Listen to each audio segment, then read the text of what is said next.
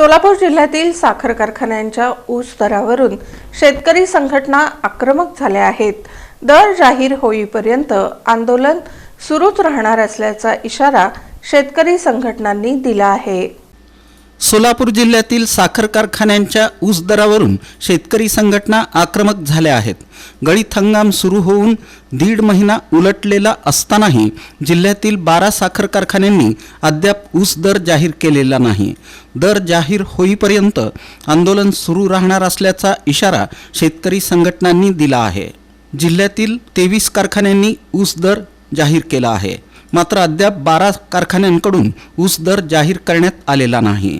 नियमानुसार साखर कारखान्यांनी पहिल्या 14 दिवसात ऊस दर जाहीर करून शेतकऱ्यांच्या खात्यात बिलं जमा करणं अपेक्षित असतं. याबाबत स्वाभिमानी शेतकरी संघटना आणि जनहित शेतकरी संघटना आक्रमक झाल्या असून ज्या कारखान्यांनी ऊस दर जाहीर केलेला नाही त्या कारखान्यांवर आंदोलन सुरू करण्यात आलं आहे.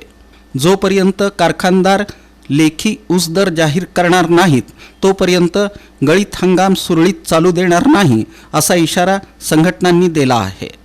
ऊस दर जाहीर न करणारे कारखाने याप्रमाणे: सिद्धेश्वर सहकारी साखर कारखाना, संत दामाजी साखर कारखाना, Loknete Baburao Patil agro, Lokmangal agro industry Bibi Darphal, Lokmangal sugar Bhandarkavathe, Siddhanath sugar Tirhe, Utopian sugar Kacharewadi, Gokul sugar Dhotri, Jay Hind sugar Achegaon, Bhima सहकारी साखर कारखाना टाकळी सिकंदर, धाराशिव शुगर सांगोला, आवताडे शुगर नंदूर तालुका मंगळवेढा.